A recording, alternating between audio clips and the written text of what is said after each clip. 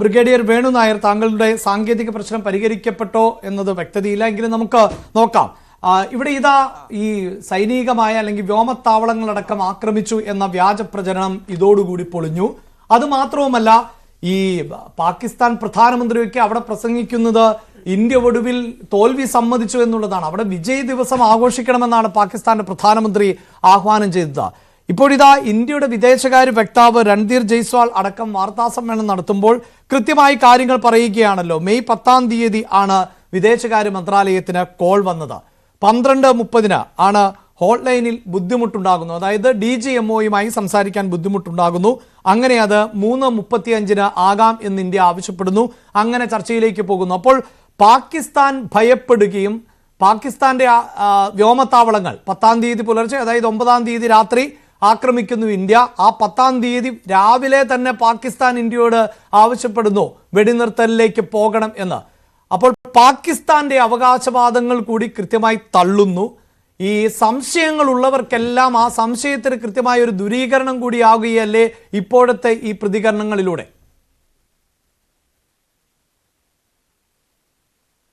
തീർച്ചയായിട്ടും അഭിലാഷ്, ഈ 2 ദിവസത്തെ ഇന്ത്യൻ എയർഫോഴ്സിൻ്റെയും നമ്മുടെ സൈനിക ശക്തിയുടെയും പ്രഹരം കൊണ്ട് പാകിസ്ഥാൻ മുട്ടുകുത്തി എന്ന് അവർ തന്നെ സമ്മതിച്ചതാണ്. ഇപ്പോൾ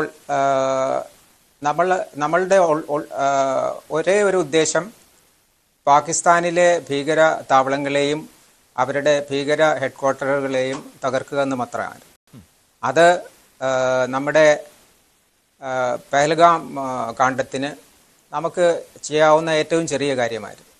അതിന് നമ്മളെല്ലാവരും മനസ്സിലാക്കിയ പോലെ പഴയ മാമൂലുകളെയെല്ലാം തട്ടി മാറ്റി ട്രാൻസെൽസി ചെയ്തു. 16 സർജിക്കൽ സ്ട്രൈക്ക്, 19 IB ക്രോസ് ചെയ്ത് നമ്മൾ ബോംബിട്ടു. ഇപ്പോൾ 26 നിർദോഷരായ ആൾക്കാരെ, ടൂറിസ്റ്റുകളെ അവരുടെ ഫാമിലിയുടെ മുമ്പ് വെച്ച് അറുംകൊല ചെയ്തതിന് നമുക്ക് ഇന്ത്യക്കാർക്കെല്ലാം അതിനൊരു അത്രയും പ്രതിഷേധവും അതിനുള്ളൊരു പകരം ചോദിക്കണമെന്നുള്ള ഒരു വിഭാഗം ഉണ്ടായിരുന്നു. അത് ചെയ്യുമെന്ന് പ്രൈം മിനിസ്റ്ററും ഹോം മിനിസ്റ്ററും ഡിഫൻസ് മിനിസ്റ്ററും എല്ലാം കൊടുത്തു. അതാണ് നമ്മൾ 7 കാണിച്ചു കൊടുത്തത്. അപ്പോൾ യുദ്ധമോ ഈ ഒരു ആക്ഷനോ അവിടെ നിൽക്കേണ്ടതായിരുന്നു. അവർക്ക് അവരുടെ ആ ഒരു തെറ്റിനെ പറ്റി ബോധ്യമുണ്ടായിരുന്നെങ്കിൽ. അവരുടെ വിചാരം നമ്മൾ ഇവിടെ ആൻറ്റി മുസ്ലിം ഹിന്ദു ലഹളകൾ ഉണ്ടാക്കാം, പിന്നെ അതിനെ മുതലെടുക്കാം എന്നുള്ള കാര്യങ്ങളൊക്കെ ആയിരുന്നു. നമ്മൾ ഇന്ത്യൻസ് പല ഘട്ടങ്ങളിലും ഒറ്റയ്ക്ക് നിൽക്കും, അതാണ് നമ്മൾ കാണിച്ചത്. അത് നടന്നില്ല. അപ്പോൾ അവർക്ക്, പാകിസ്ഥാനിലെ ഭരണാധികാരികൾക്കും അവിടുത്തെ ആർമിക്കും ഇങ്ങനെ ഒരു മാനക്കേടുണ്ടായതിന് ഉള്ളൊരു റെസ്പോൺസ് കൊടുക്കണം ആയിരുന്നു. അത് അവർക്ക് അവരുടെ പബ്ലിക്കിനും കൂടിയുള്ളൊരു റീഅഷ്വറൻസ് പോലെയായിരുന്നു. അതുകൊണ്ടാണ് അവർ ഈ മാസ് ഡ്രോൺ അറ്റാക്ക് ഇതൊക്കെ ചെയ്തത്. അപ്പോൾ അതിനെ തടുത്തു നമ്മൾ. അത് കഴിഞ്ഞിട്ട് അവർ നമ്മുടെ ഈ ഡ്രോണിൻ്റെ അത് കഴിഞ്ഞിട്ട് നമ്മുടെ എയർഫീൽഡുകൾ 15 എയർഫീൽഡുകളും പോപ്പുലേഷൻ സെൻറ്റേഴ്സും ഒക്കെയാണ്. ഞാൻ LCയിലേക്ക് പോകുന്നില്ല. അവിടെ യുദ്ധം കടുപ്പിച്ചിരുന്നു. അത് വേറൊരു ഇതാണ്. അവിടെയാണ് നമുക്ക് 5 പേരെ നഷ്ടപ്പെട്ടത്. അത് വേറെ വാട്ടെ. അപ്പോൾ ഫൈനലി നമ്മളെ അവരുടെ ഈ കീ എയർഫീൽഡ്സ് ആയ സർഗോദ, റഹീം യാർ ഖാൻ, ലാഹോർ ആൻഡ് ഇസ്ലാമാബാദിന് അടുത്തുള്ളത് മുനീർ, പിന്നെ സക്കർ, ഇതെല്ലാം നമ്മൾ ആക്രമിച്ചു. അത് നമ്മൾ പറയാത്തൊരു കാര്യം, ഗിൽഗിറ്റ് ബാൾട്ടിസ്ഥാനിൻ്റെ തലസ്ഥാനമായ സ്കാർഡു, അവിടുത്തെ 2-3 വേറെ എയർഫീൽഡുകൾ, ഇപ്പോൾ കറാച്ചി വരെ നമ്മൾ ലെങ്ത് ആൻഡ് ഇൻ ഡെപ്ത്, റഹീം യാർ ഖാൻ എന്ന് പറഞ്ഞ ഡെപ്തിലുള്ളതാണ്. അവരുടെ ഈ ന്യൂക്ലിയർ ഫെസിലിറ്റികൾ അതിൻ്റെ അടുത്ത് വരെ നമ്മൾ പോയി.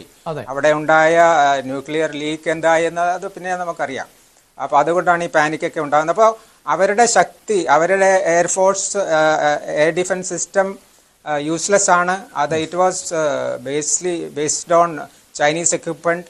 പിന്നെ അവരുടെ ഫ്രണ്ട് ലൈൻ എയർക്രാഫ്റ്റ് JF-17 ഒക്കെ ഒരു 10 ഇതെല്ലാം കൂടി വീണിട്ടുണ്ട്. അതിനെ പറ്റിയുള്ള ഇത് നമുക്ക് പിന്നെ അറിയാം. അപ്പോൾ എല്ലാ കാര്യത്തിലും അവർ വിചാരിച്ചതിന്റെ നേരെ ഓപ്പോസിറ്റ് ആയിട്ടുള്ളതാണ് ഉണ്ടായത്. അതുകൊണ്ടാണ് അവര്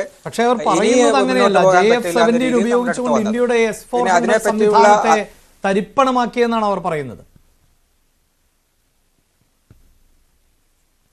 അത് ISPR-ന്റെ നെഗറ്റീവ് ആണല്ലോ അത്. അവരെപ്പോഴും ഇങ്ങനെ ഒരു ഫോൾസ് നെഗറ്റീവ് ഉണ്ടാക്കിക്കൊണ്ടിരുന്നു. പക്ഷേ ഇപ്രാവശ്യം അവർക്ക് അത് അങ്ങനെ പ്രോഗ്രസ് ചെയ്യാൻ പറ്റിയില്ല. എന്ന് വെച്ചാൽ ഓരോ ബ്രീഫിംഗ് സമയത്തും അവര് നമ്മുടെ സ്പോക്സ് പേഴ്സൺസോ DGMO DG operations army navy എയർഫോഴ്സിന്റെ കാര്യങ്ങൾ തുടക്കത്തിൽ തന്നെ നമ്മുടെ ടാർഗറ്റിന്റെ stature before and stature after കാണിച്ചു കൊടുത്തല്ലോ. അപ്പോൾ അതിൽ ആർക്കും സംശയത്തിന്റെ കാര്യം എന്താണ് ഇവിടെ? ഇതിൽ കൂടുതൽ പ്രൂഫ് എന്താണ് കൊടുക്കാൻ പറ്റുന്നത്? അപ്പോൾ ഇന്ന് പ്രധാനമന്ത്രി പോയ അവിടുത്തെ കാര്യങ്ങൾ നമ്മൾ നേരത്തെ കാണിച്ചുകൊണ്ടായിരുന്നു. ഇത് നമ്മുടെ പ്രധാനമന്ത്രി യുദ്ധത്തിൽ നയിക്കുന്നതിനും കോർഡിനേറ്റ് ചെയ്യുന്നതിനും ഏറ്റവും എഫക്റ്റീവ് ആയ ഒരു ലീഡറാണെന്ന് അദ്ദേഹം കാണിച്ചിട്ടുണ്ട്. പല സമയങ്ങളിൽ കാണിച്ചിട്ടുണ്ട്. Is A listener. പുള്ളിയുടെ പേഷ്യൻസ് പലർക്കും അത്ഭുതകരമാണെന്നാണ് പറയുന്നത്. അപ്പോൾ എല്ലാവർക്കും അവരിൽ നിന്ന് കേൾക്കും, അത് കഴിഞ്ഞിട്ടുള്ളൊരു തീരുമാനമെടുക്കും. ഇല്ലെങ്കിൽ കേസ് പറയും, ഇത് ചെയ്തോളൂ എന്ന് പറയും. നമ്മുടെ രാഷ്ട്രം നിങ്ങളുടെ കൂടെ ഉണ്ടെന്നാണ് എപ്പോഴും പറഞ്ഞിട്ടുണ്ട്. യു ആർ ഫ്രീ എന്നാണ് നമ്മുടെ ഫോഴ്സസിനോട് പറഞ്ഞത്. അതുകൊണ്ടാണ് നമ്മുടെ പല പ്ലാൻസും എല്ലാ കാലത്തുമുണ്ട്. അതിൽ ഏതെണ്ണം എടുക്കണം, അത് ഇപ്പോഴത്തെ സാഹചര്യം അനുസരിച്ച് എന്ത് മോഡിഫിക്കേഷൻ വേണമെന്നൊക്കെ കരുതി അത് നമ്മൾ ഉപയോഗിച്ചു. അതിൻ്റെ ഫലം കിട്ടി. പിന്നെ ഇന്ന് ആ ആദംപൂരിലാണ് അദ്ദേഹം പോയത്.